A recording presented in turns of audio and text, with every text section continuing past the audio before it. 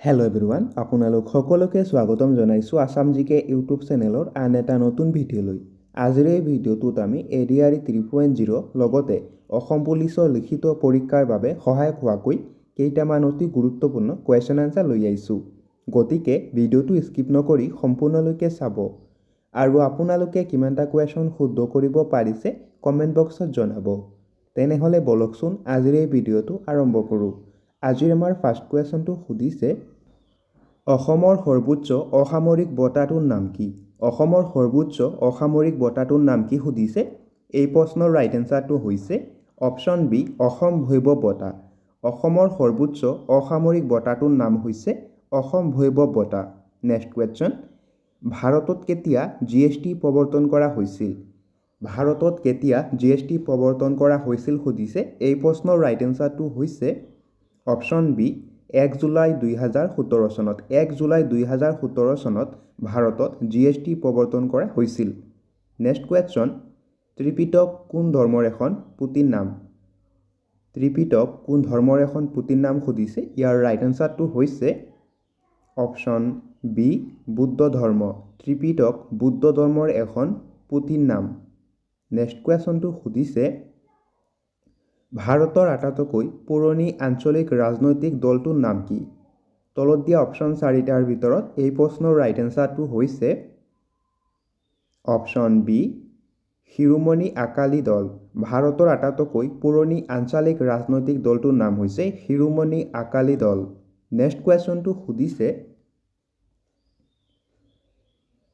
ভাৰতীয় সংবিধানখন কেতিয়া গৃহীত হৈছিল?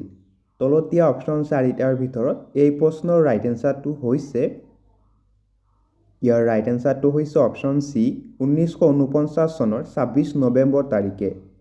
এতিয়া আহিছোঁ নেক্সট কুৱেশ্যনটোলৈ। নেক্সট কুৱেশ্যনটো সুধিছে, ভাৰতীয় সংবিধানখন কেতিয়া কাৰ্যকৰী কৰা হৈছিল?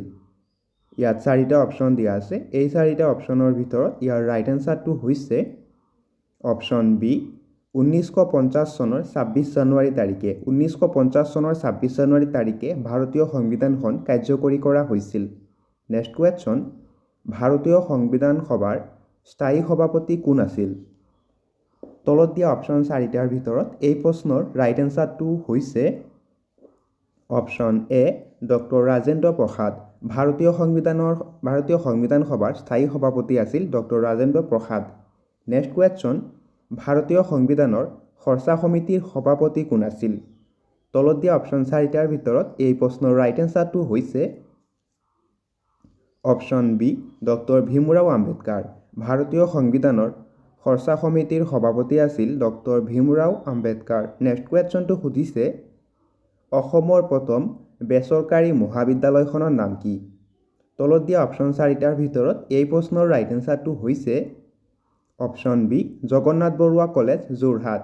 জগন্নাথ বৰুৱা কলেজ, যোৰহাট হৈছে অসমৰ প্ৰথমখন বেচৰকাৰী মহাবিদ্যালয়। নেক্সট কুৱেশ্যন, অৰ্জুন বঁটা লাভ কৰা প্ৰথমগৰাকী অসমীয়া কোন আছিল?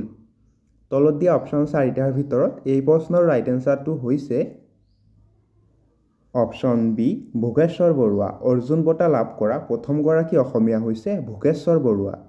নেক্সট কুৱেশ্যনটো সুধিছে, কিমান চনত গোপীনাথ বৰদলৈক ভাৰত ৰত্ন বঁটাৰে সন্মানিত কৰা হৈছিল? তলত দিয়া অপশ্যন 4টাৰ ভিতৰত এই প্ৰশ্নৰ ৰাইট এনচাৰটো হৈছে অপশ্যন চি, 1999 চনত। 1999 চনত গোপীনাথ বৰদলৈক ভাৰত ৰত্ন বঁটাৰে সন্মানিত কৰা হৈছিল। নেক্সট কুৱেশ্যনটো সুধিছে, ডিগবৈ তেল শোধনাগাৰ অসমৰ কোনখন জিলাত অৱস্থিত? তলত দিয়া অপশ্যন 4টাৰ ভিতৰত এই প্ৰশ্নৰ ৰাইট এনচাৰটো হৈছে অপশ্যন বি, তিনিচুকীয়া জিলা। ডিগবৈ তেল শোধনাগাৰ তিনিচুকীয়া জিলাত অৱস্থিত। নেক্সট কুৱেশ্যনটো সুধিছে, শৰাইঘাটৰ যুদ্ধত মোগলৰ সেনাপতি কোন আছিল? তলত দিয়া অপশ্যন 4টাৰ ভিতৰত ইয়াৰ ৰাইট এনচাৰটো হৈছে অপশ্যন এ, ৰাম সিংহ। শৰাইঘাটৰ যুদ্ধত মোগলৰ সেনাপতি আছিল ৰাম সিংহ। নেক্সট কুৱেশ্যনটো সুধিছে, অসমৰ পৰা কিমানজন সদস্য ৰাজ্যসভালৈ নিৰ্বাচন কৰি পঠোৱা হয়? এই প্ৰশ্নৰ ৰাইট এনচাৰটো হৈছে অপশ্যন এ, 7জন। অসমৰ পৰা মুঠ 7জন সদস্যক ৰাজ্যসভালৈ নিৰ্বাচন কৰি পঠোৱা হয়। নেক্সট কুৱেশ্যনটো সুধিছে ডিমা হাছাও জিলাৰ জাতিংগা কোনখন পাহাৰত অৱস্থিত তলত দিয়া অপশ্যন 4টাৰ ভিতৰত এই প্ৰশ্নৰ ৰাইট এনচাৰটো হৈছে অপশ্যন চি ভৰাইল পাহাৰ ডিমা হাছাও জিলাৰ জাতিংগা ভৰাইল পাহাৰৰ ওপৰত অৱস্থিত নেক্সট কুৱেশ্যনটো সুধিছে ব্ৰহ্মপুত্ৰ নদীৰ বৃহত্তম উপনদীখনৰ নাম কি ব্ৰহ্মপুত্ৰ নদীৰ বৃহত্তম উপনদীখনৰ নাম কি সুধিছে এই প্ৰশ্নৰ ৰাইট এনচাৰটো হৈছে অপশ্যন বি সোৱণশিৰি ব্ৰহ্মপুত্ৰ নদীৰ বৃহত্তম উপনদীখনৰ নাম হৈছে সোৱণশিৰি নদী নেক্সট কুৱেশ্যন অসমৰ প্ৰথমখন হাইস্কুলৰ নাম কি অসমৰ প্ৰথমখন হাইস্কুলৰ নাম কি সুধিছে এই প্ৰশ্নৰ ৰাইট এনচাৰটো হৈছে অপশ্যন বি কটন কলেজিয়েট অসমৰ প্ৰথমখন হাইস্কুলৰ নাম হৈছে কটন কলেজিয়েট নেক্সট কুৱেশ্যনটো সুধিছে শৰাইঘাট দলংখন কোনে উদ্বোধন কৰিছিল শৰাইঘাট দলংখন কোনে উদ্বোধন কৰিছিল সুধিছে এই প্ৰশ্নৰ ৰাইট এনচাৰটো হৈছে অপশ্যন চি জৱাহৰলাল নেহেৰু শৰাইঘাট দলংখন জৱাহৰলাল নেহেৰুৱে উদ্বোধন কৰিছিল নেক্সট কুৱেশ্যন অসমৰ আটাইতকৈ জনবহুল নগৰখনৰ নাম কি অসমৰ আটাইতকৈ জনবহুল নগৰখনৰ নাম কি সুধিছে ইয়াৰ ৰাইট এনচাৰটো হৈছে অপশ্যন এ গুৱাহাটী অসমৰ আটাইতকৈ জনবহুল নগৰখনৰ নাম হৈছে গুৱাহাটী নেক্সট কুৱেশ্যনটো সুধিছে অসমৰ আটাইতকৈ জনবহুল গাঁওখনৰ নাম কি তলত দিয়া অপশ্যন 4টাৰ ভিতৰত এই প্ৰশ্নৰ ৰাইট এনচাৰটো হৈছে অপশ্যন চি শুৱালকুছি অসমৰ আটাইতকৈ জনবহুল গাঁওখনৰ নাম হৈছে শুৱালকুছি নেক্সট কুৱেশ্যনটো সুধিছে অসমত কিমানখন IIT আছে অসমত মুঠ কিমানখন IIT আছে সুধিছে ইয়াৰ ৰাইট এনচাৰটো হৈছে অপশ্যন এ এখন অসমত মুঠ এখন IIT কলেজ আছে নেক্সট কুৱেশ্যনটো সুধিছে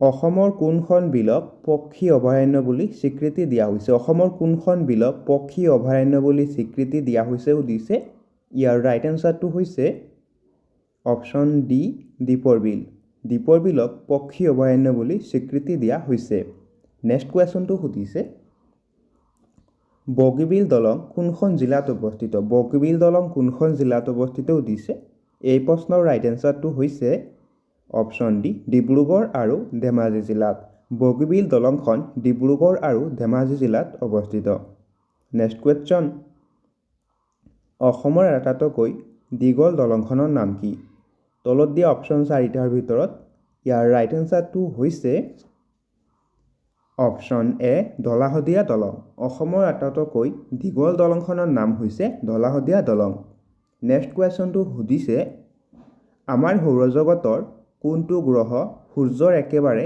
ওচৰত আছে তলত দিয়া অপশ্যন 4টাৰ ভিতৰত এই প্ৰশ্নৰ ৰাইট এনচাৰটো হৈছে অপশ্যন ডি বুধ গ্ৰহ আমাৰ সৌৰজগতৰ বুধ গ্ৰহটো সূৰ্যৰ একেবাৰে ওচৰত আছে নেক্সট কুৱেশ্যন 1931 চনৰ ঘূৰণীয়া মেজমেলত অসমৰ প্ৰতিনিধি কোন আছিল তলত দিয়া অপশ্যন 4টাৰ ভিতৰত এই প্ৰশ্নৰ ৰাইট এনচাৰটো হ'ব ইয়াৰ ৰাইট এনচাৰটো হ'ব অপশ্যন চি চন্দ্ৰধৰ বৰুৱা 1931 চনৰ ঘূৰণীয়া মেজমেলত অসমৰ প্ৰতিনিধি আছিল চন্দ্ৰধৰ বৰুৱা নেক্সট কুৱেশ্যনটো সুধিছে কোন চনত প্ৰথম ঘূৰণীয়া মেজমেল অনুষ্ঠিত হৈছিল তলত দিয়া অপশ্যন 4টাৰ ভিতৰত ইয়াৰ ৰাইট এনচাৰটো হৈছে অপশ্যন চি 1930 চনত 1930 চনত প্ৰথম ঘূৰণীয়া মেজমেল অনুষ্ঠিত হৈছিল নেক্সট কুৱেশ্যনটো সুধিছে কোন চনত দ্বিতীয় ঘূৰণীয়া মেজমেল অনুষ্ঠিত হৈছিল তলত দিয়া অপশ্যন 4টাৰ ভিতৰত এই প্ৰশ্নৰ ৰাইট এনচাৰটো হৈছে অপশ্যন বি 1931 চনত 1931 চনত দ্বিতীয় ঘূৰণীয়া মেজমেল অনুষ্ঠিত হৈছিল নেক্সট কুৱেশ্যনটো সুধিছে দ্বিতীয় ঘূৰণীয়া মেজমেল ক'ত অনুষ্ঠিত হৈছিল দ্বিতীয় ঘূৰণীয়া মেজমেল ক'ত অনুষ্ঠিত হৈছিল সুধিছে এই প্ৰশ্নৰ ৰাইট এনচাৰটো হৈছে ইয়াৰ ৰাইট এনচাৰটো হৈছে অপশ্যন বি লণ্ডন দ্বিতীয় ঘূৰণীয়া মেজমেল লণ্ডনত অনুষ্ঠিত হৈছিল নেক্সট কুৱেশ্যন ইংৰাজৰ বিৰুদ্ধে যুঁজ দিয়া প্ৰথমজন অসমীয়া কোন আছিল এই প্ৰশ্নৰ ৰাইট এনচাৰটো হৈছে অপশ্যন চি ঘুমদৰ কোঁৱৰ ইংৰাজৰ বিৰুদ্ধে যুঁজ দিয়া প্ৰথমজন অসমীয়া আছিল ঘুমদৰ কোঁৱৰ এতিয়া আহিছোঁ নেক্সট কুৱেশ্যনটোলৈ। নেক্সট কুৱেশ্যনটো সুধিছে অসম চৰকাৰে গঠন কৰা বিশেষ মহিলা কামাণ্ডো বাহিনীটোৰ নাম কি? তলত দিয়া অপশ্যন 4টাৰ ভিতৰত এই প্ৰশ্নৰ ৰাইট এনচাৰটো হৈছে অপশ্যন ডি বীৰাংগনা। অসম চৰকাৰে গঠন কৰা বিশেষ মহিলা কামাণ্ডো বাহিনীটোৰ নাম হৈছে বীৰাংগনা। নেক্সট কুৱেশ্যনটো সুধিছে শ্ৰীমন্ত শংকৰদেৱে প্ৰথমে ক'ত ফাকুৱা উৎসৱৰ পাতনি মেলিছিল? তলত দিয়া অপশ্যন 4টাৰ ভিতৰত এই প্ৰশ্নৰ ৰাইট এনচাৰটো হৈছে অপশ্যন ডি বৰদোৱা। শ্ৰীমন্ত শংকৰদেৱে প্ৰথমে বৰদোৱাত ফাকুৱা উৎসৱৰ পাতনি মেলিছিল।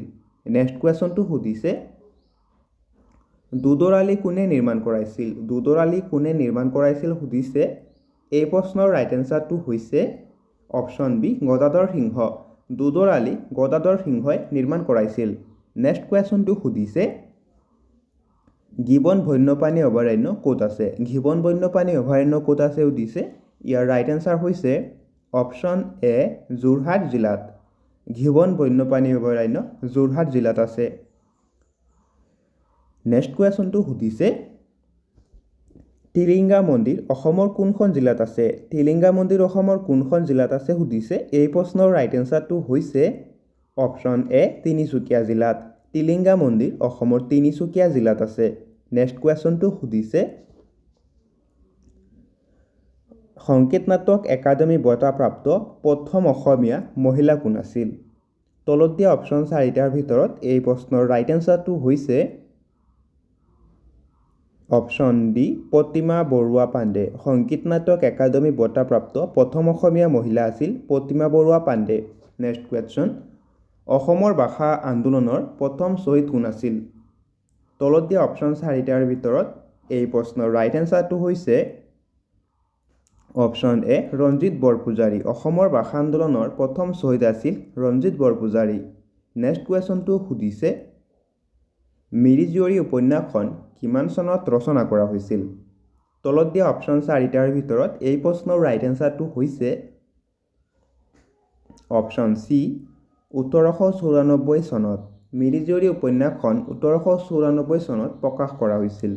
নেক্সট কুৱেশ্যনটো সুধিছে অম্বিকাগিৰি ৰায়চৌধুৰীয়ে কেতিয়া স্বদেশী আন্দোলনত যোগদান কৰিছিল? তলত দিয়া অপশ্যন 4টাৰ ভিতৰত এই প্ৰশ্নৰ ৰাইট এনচাৰটো হৈছে অপশ্যন এ 1904 চনত। অম্বিকাগিৰি ৰায়চৌধুৰীয়ে 1904 চনত স্বদেশী আন্দোলনত যোগদান কৰিছিল। নেক্সট কুৱেশ্যন মিৰি জীয়ৰী উপন্যাসখনত কোনখন নদীৰ নাম উল্লেখ আছে? তলত দিয়া অপশ্যন 4টাৰ ভিতৰত এই প্ৰশ্নৰ ৰাইট এনচাৰটো হৈছে অপশ্যন বি সোৱণশিৰি। মিৰি জীয়ৰী উপন্যাসখনত সোৱণশিৰি নদীৰ নাম উল্লেখ আছে।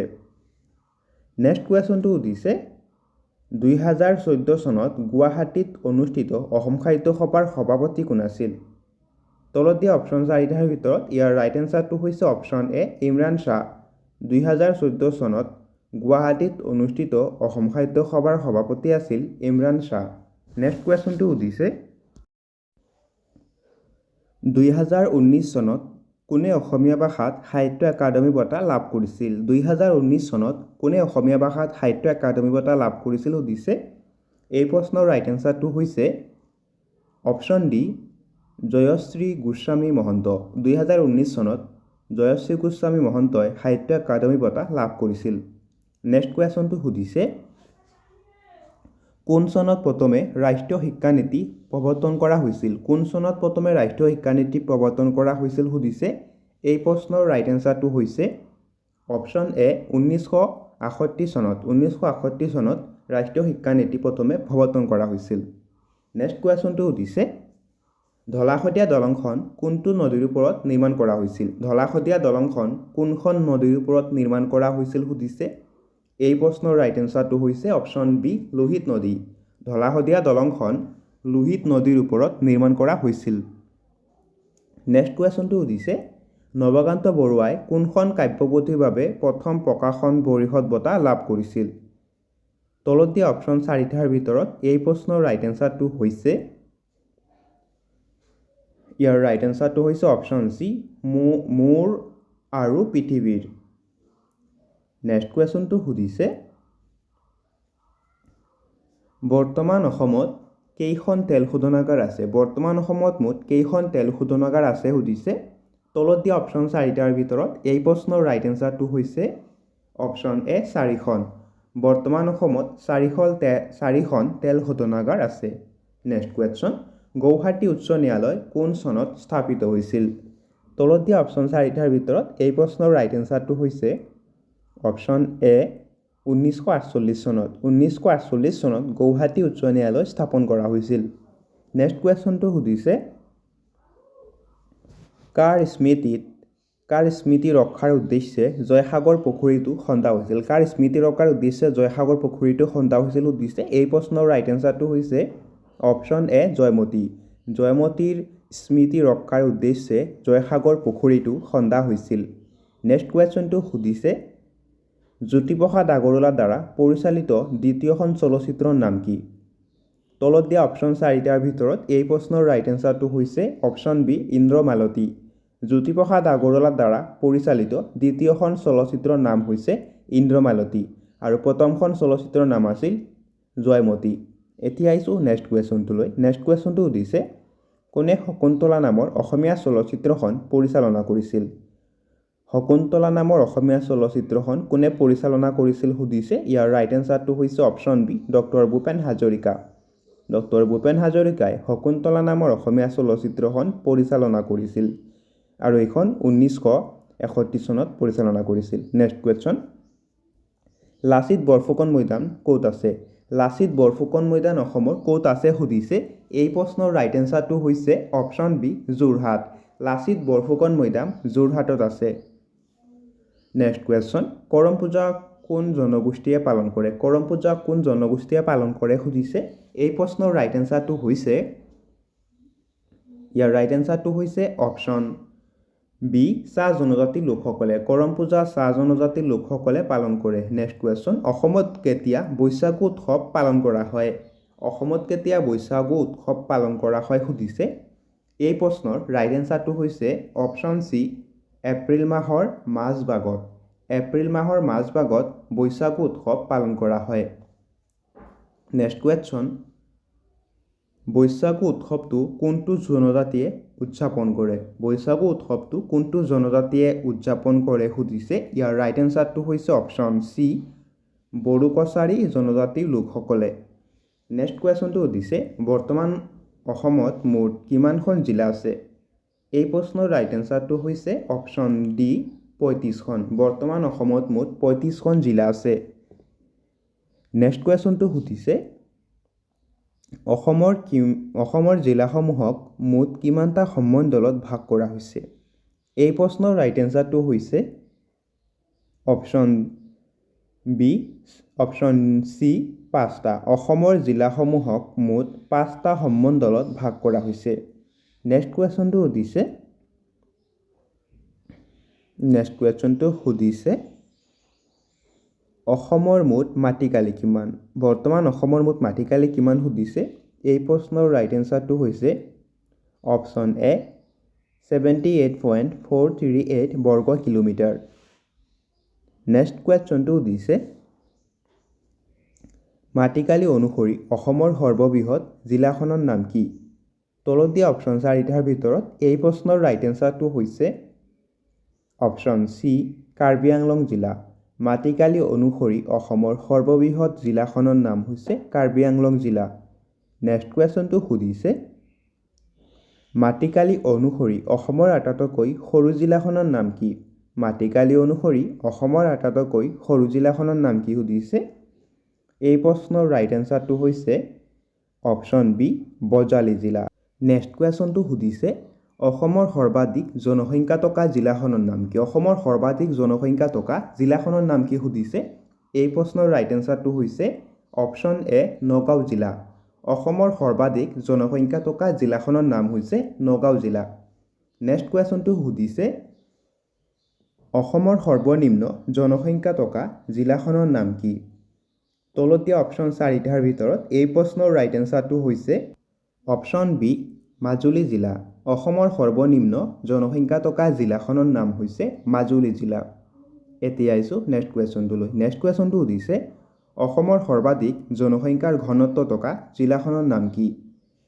তলত দিয়া অপশ্যন চাৰিটাৰ ভিতৰত এই প্ৰশ্নৰ ৰাইট এনচাৰটো হৈছে অপশ্যন বি কামৰূপ মহানগৰ জিলা অসমৰ সৰ্বাধিক জনসংখ্যাৰ ঘনত্ব থকা জিলাখনৰ নাম হৈছে কামৰূপ মহানগৰ জিলা নেক্সট কুৱেশ্যনটো দিছে অসমৰ সৰ্বনিম্ন জনসংখ্যাৰ ঘনত্ব থকা জিলাখনৰ নাম কি এই প্ৰশ্নৰ ৰাইট এনসাৰটো হৈছে অপশ্যন সি ডিমা হাছাও জিলা অসমৰ সৰ্বনিম্ন জনসংখ্যাৰ ঘনত্ব থকা জিলাখনৰ নাম হৈছে ডিমা হাছাও জিলা নেক্সট কুৱেশ্যনটো সুধিছে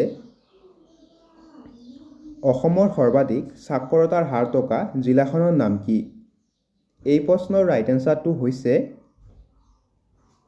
ইয়াৰ ৰাইট এনসাৰটো হৈছে অপশ্যন সি কামৰূপ মহানগৰ জিলা অসমৰ সৰ্বাধিক সাক্ষৰতাৰ হাৰ থকা জিলাখনৰ নাম হৈছে কামৰূপ মহানগৰ জিলা